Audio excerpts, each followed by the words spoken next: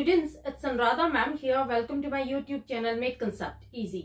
आज के video lecture में यूजीसी नेट पेपर 1 की फर्स्ट यूनिट स्टार्ट करने जा रही हूँ जिसका नाम है टीचिंग एप्टीट्यूड। देखो, टीचिंग एप्टीट्यूड स्टार्ट करने से पहले मैं थोड़ा सा डिस्क्रिप्शन आपको पेपर के बारे में देती हूँ।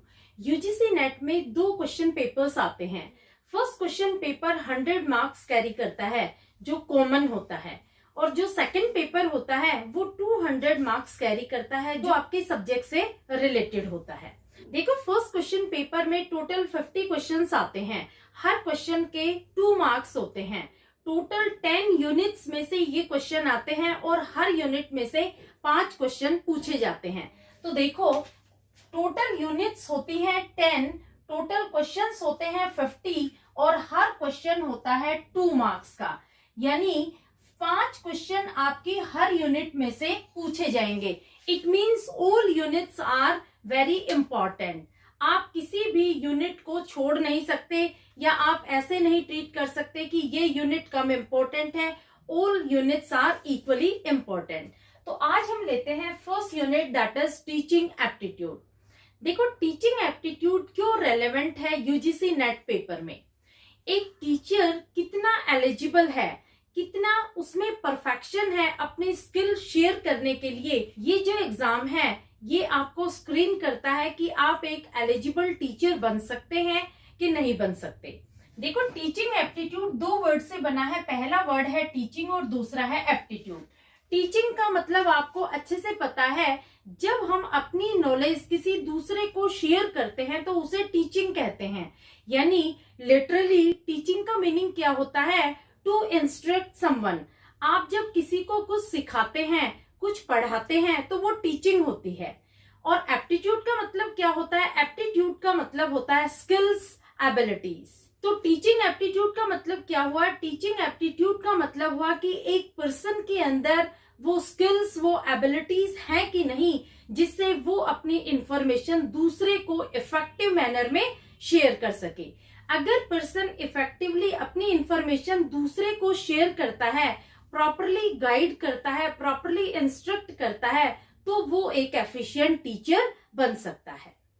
तो टीचिंग एप्टीट्यूड में यही देखा जाता है कि आपके अंदर एक इफेक्टिव टीचर बनने की एलिजिबिलिटी है कि नहीं है। देखो, टीचिंग में क्या होता है कि नॉलेज तो हर पर्सन को होती है, लेकिन नॉलेज को शेयर करने की जो स्किल्स होती है, जो एबिलिटीज होती हैं, वो पर्सन टू पर्सन वेरी करती है। एक पर्सन जो हाईली क्वालिफाइड है, उसकी नॉलेज तो बहुत ज्यादा है, लेकिन उसके अंदर वो स्किल्स नहीं है, वो पोटेंशियल नहीं है, वो एबिलिटीज नहीं है कि वो अपनी बात किसी दूसरे को अच्छे से समझा सके, तो वो एक एफिशिएंट टीचर नहीं बन सकता।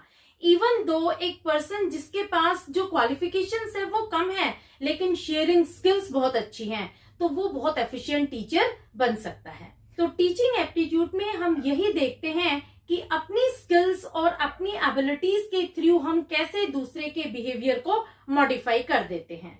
तो सबसे पहले आपको टीचिंग समझ में आ गया। टीचिंग का मतलब यही होता है कि जब हम अपनी नॉलेज, जब अपनी इंफॉर्मेशन दूसरे को शेयर करते हैं, तो एक इफेक्टिव मैनर से अगर शेयर करेंगे तो वो प्रॉपर टीचिंग होगी। और अगर हम इंफॉर्मेशन प्रॉपरली नहीं दूसरे तक पहुंचा पाए तो हम एक इफेक्टिव टीचर नहीं बन सकते। देखो, सिंपल मीनिंग में टीचिंग का मतलब यही होता है कि अपने दिमाग की चीज किसी दूसरे के दिमाग में फिक्स करना टीचिंग होता है। लेकिन ये तो एक लिटरल मीनिंग है कि हम दूसरे को इंफॉर्मेशन देते हैं, गाइडेंस देते हैं, इंस्ट्रक्शंस देते हैं।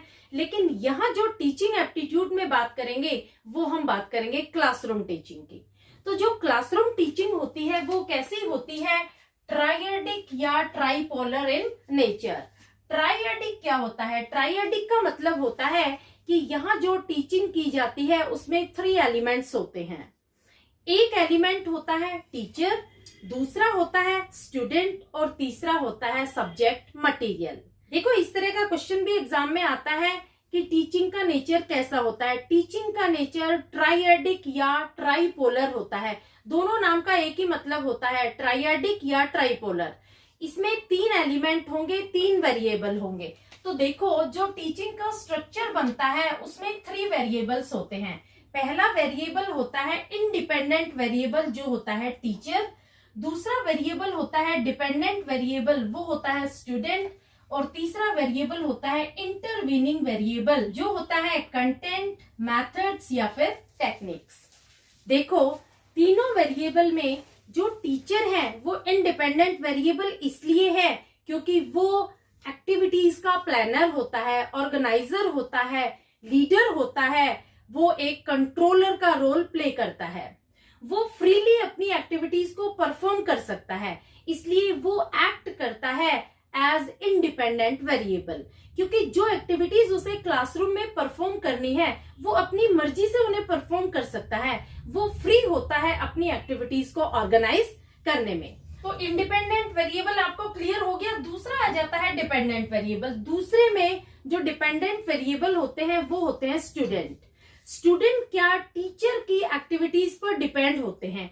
जैसे टीचर ने जो एक्टिविटीज जैसे प्लान की है, जैसे ऑर्गेनाइज की है, उसी वे में उन बच्चों को वो एक्टिविटीज सीखनी है। तो यहाँ पर जो प्यूपिल्स होते हैं, जो स्टूडेंट्स होते हैं, वो टीचर पर डिपेंडेंट है। और तीसरा जो वेरिएबल होता है इंटरवीनिंग वेरिएबल, ये होते हैं टीचर के मेथड्स, टीचर की टेक्निक्स और सब्जेक्ट मटेरियल जो वो पढ़ाई के दौरान यूज करेगा। देखो, जो इंडिपेंडेंट वेरिएबल होता है वो इंटरवीनिंग वेरिएबल की हेल्प से, इंटरवीनिंग वेरिएबल को यूज करके डिपेंडेंट वेरिएबल के बिहेवियर को चेंज करता है।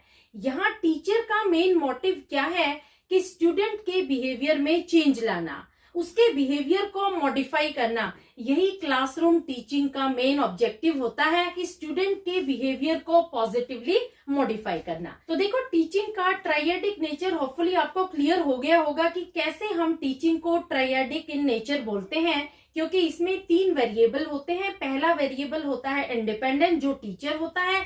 दूसरा वेरिएबल होता है डिपेंडेंट, जो स्टूडेंट होता है। और तीसरा वेरिएबल होता है इंटरवीनिंग वेरिएबल, जो टीचर की टेक्निक्स, टीचर के मेथड्स, टीचर जो भी टेक्निक्स, जो भी मेथड्स अपने लेक्चर के ड्यूरिंग यूज करता है, वो हो जाते हैं इंटरवीनिंग वेरिएबल्स।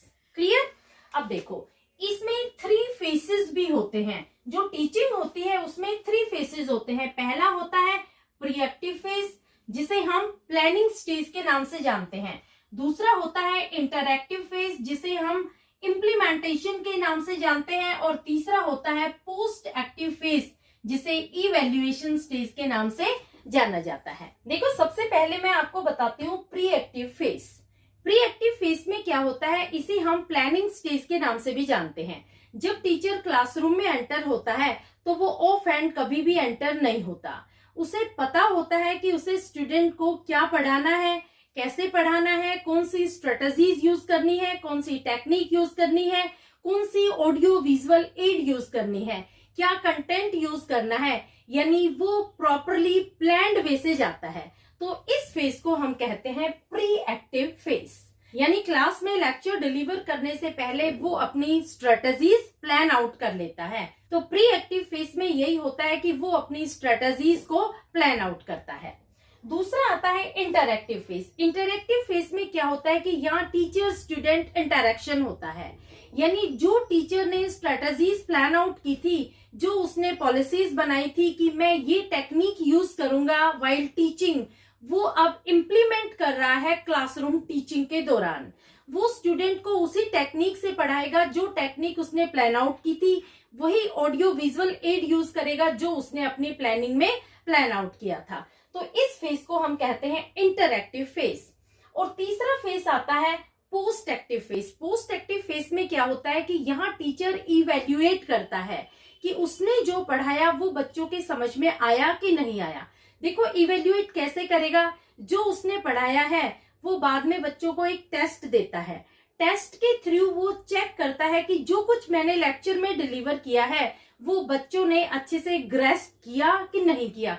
अगर बच्चों के फुल मार्क्स आते हैं, इसका मतलब उसकी टीचिंग परफेक्ट है। अगर बच्चों के मार्क्स 0 आ रहे हैं या उसकी एवरेज से बिलो आ रहे हैं, इसका मतलब उसकी टीचिंग में गड़बड़ी है। अगर लर्निंग आउटकम इफेक्टिव है, इसका मतलब टीचर ने जो स्किल्स यूज की है, जो स्ट्रेटजीज यूज की हैं, वो इफेक्टिवली यूज की है और ये टीचर एक एफिशिएंट टीचर है। लेकिन अगर लर्निंग आउटकम प्रोडक्टिव नहीं है, इसका मतलब टीचर की टीचिंग में ही गड़बड़ी है। देखो, टीचर जब लेक्चर डिलीवर करता है तो वो अकेला लेक्चर डिलीवर कर रहा है, लेकिन जब स्टूडेंट उस लेक्चर को समझ रहे हैं तो उनका पूरा ग्रुप है। इसका मतलब यहाँ पर जो फीडबैक होगा वो स्टूडेंट का फीडबैक कंसिडर किया जाएगा, टीचर का नहीं। अगर स्टूडेंट अच्छे से लेक्चर को समझ जाते हैं, इसका मतलब टीचर का जो प्रोडक्टिव आउटकम है वो इफेक्टिव है।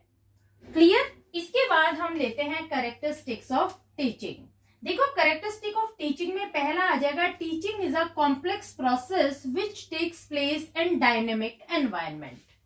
टीचिंग एक कॉम्प्लेक्स प्रोसेस है। Yes, definitely it's a complex process, क्योंकि हर कोई टीचिंग नहीं कर सकता। एक पर्सन जिसको एफिशिएंट वे आता है अपनी नॉलेज इम्पार्ट करने का, वही टीचर बन सकता है। अदरवाइज नॉलेज तो सबको होती है, लेकिन स्किल हर पर्सन में नहीं होती, इसलिए ये एक कॉम्प्लेक्स प्रोसेस है। दूसरा, which takes place in dynamic environment. Dynamic का मतलब यहाँ क्या होगा कि जब भी टीचिंग प्लेस करती है तो वो सेम एनवायरनमेंट में टेक प्लेस नहीं करती है। हर तरह की टीचिंग के लिए एक डिफरेंट एनवायरनमेंट की रिक्वायरमेंट होती है। जैसे आप क्लास में पढ़ रहे हैं, आपको स्पोर्ट्स में पार्टिसिपेट करना है, तो आप क्रिकेट सीखेंगे। क्रिकेट क्या आप क्लासरूम में सीख सकते हैं? नहीं, वहां आपको क्रिकेट सीखने के लिए प्लेग्राउंड की रिक्वायरमेंट होगी। तो यहाँ एनवायरनमेंट डिफर हो गया। अगर आप म्यूजिक सीखना चाहते हैं तो आपको दूसरा एनवायरनमेंट चाहिए, डिफरेंट एनवायरनमेंट चाहिए। क्लासरूम में आप म्यूजिक नहीं सीख सकते।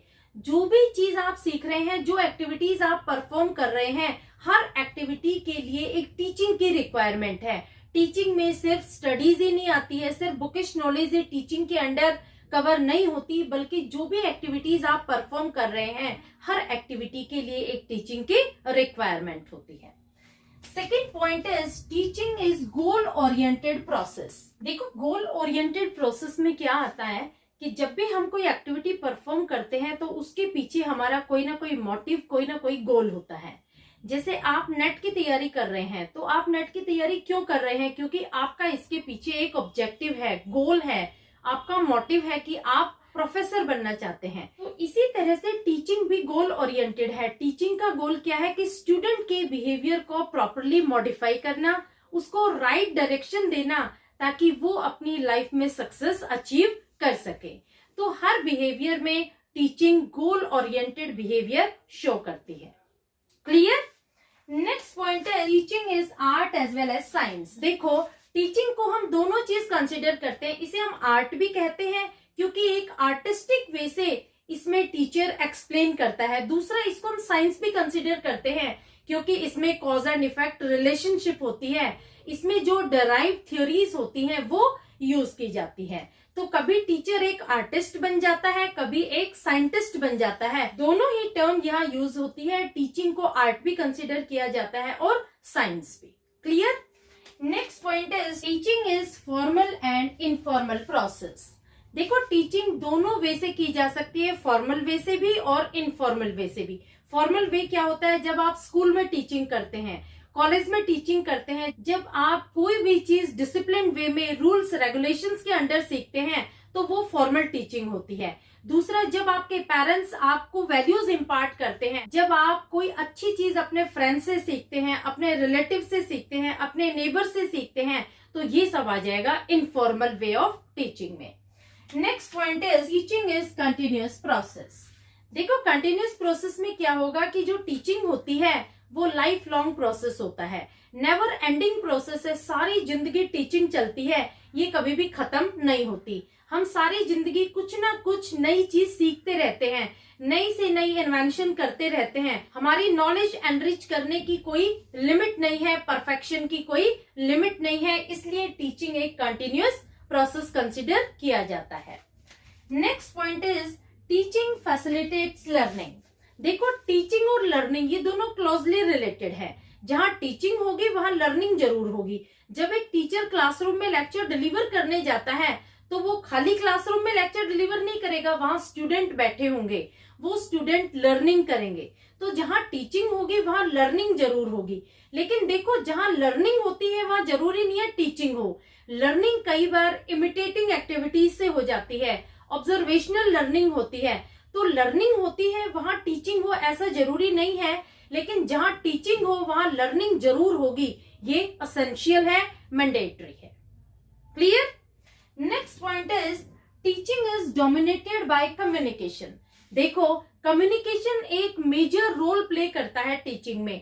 जो टीचर जितना अच्छा कम्युनिकेटर होगा, जितने अच्छे से अपनी नॉलेज इम्पार्ट करेगा स्टूडेंट्स को, टीचिंग उतनी ही इफेक्टिव होगी। कम्युनिकेशन का यहाँ लीड रोल है। जो पर्सन अपने आइडियाज, अपने व्यूज अच्छे से शेयर नहीं कर सकता, अच्छे से इम्पार्ट नहीं कर सकता दूसरे पर्सन को, अपने स्टूडेंट्स को, वो एक अच्छा टीचर नहीं बन सकता। इसलिए टीचिंग में कम्युनिकेशन का इफेक्टिव रोल है। जितने अच्छे से आप अपनी नॉलेज को इम्पार्ट करेंगे, आप दूसरे को इंस्ट्रक्ट करेंगे, दूसरे को गाइड करेंगे, उतने ही इफेक्टिव टीचर आप ट्रीट किए जाएंगे।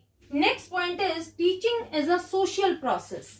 देखो, टीचिंग हमेशा सोसाइटी में टेक प्लेस करती है। टीचिंग कभी भी आइसोलेशन में टेक प्लेस नहीं करती। इसलिए जो सोसाइटी की ट्रेंड्स होती है, जो सोसाइटी के रूल्स रेगुलेशंस होते हैं, उनको फॉलो करते हुए हम टीचिंग करते हैं। देखो, जब हम पढ़ते थे तो हमारी सोसाइटी क्या थी कि वहां टीचर ओरिएंटेड टीचिंग होती थी। हमारे टाइम में बच्चों की पिटाई होती थी। अगर बच्चे मिस्टेक करते थे तो टीचर पिटाई करते थे। लेकिन आज की सोसाइटी में क्या है, आज प्यूपिल ओरिएंटेड टीचिंग है, स्टूडेंट ओरिएंटेड टीचिंग है। यानी यहाँ आज जो लीडर है वो स्टूडेंट है। जो स्टूडेंट ने कह दिया वो टीचर करेगा। यहाँ आज के टाइम में टीचर स्टूडेंट को टच भी नहीं कर सकता, इवन डांट भी नहीं सकता। तो जो सोसाइटी की ट्रेंड्स होंगी, जैसे सोसाइटी है वैसे ही टीचिंग टेक प्लेस करेगी। Clear? Last point is teaching can be evaluated. देखो, टीचिंग को इजीली इवेल्युएट किया जा सकता है, जज किया जा सकता है। एक टीचर जब अपने स्टूडेंट को पढ़ाता है, बाद में वो एक टेस्ट कंडक्ट करके टीचिंग को इवेल्युएट कर सकता है। अगर जो आउटकम है लर्निंग प्रोडक्टिव हुई है, इसका मतलब ये एक इफेक्टिव टीचर है। और अगर लर्निंग इफेक्टिव नहीं है, यानी जो आउटकम आया है वो सेटिस्फैक्टरी नहीं है, इसका मतलब ये टीचर एफिशिएंट नहीं है। तो इसलिए टीचिंग को हम इवेल्युएट कर सकते हैं, जज कर सकते हैं। होपफुली ये सारे कैरेक्टरिस्टिक्स आपको क्लियर हो गए होंगे। Please like it, subscribe it and share it to your friends. Okay, thank you.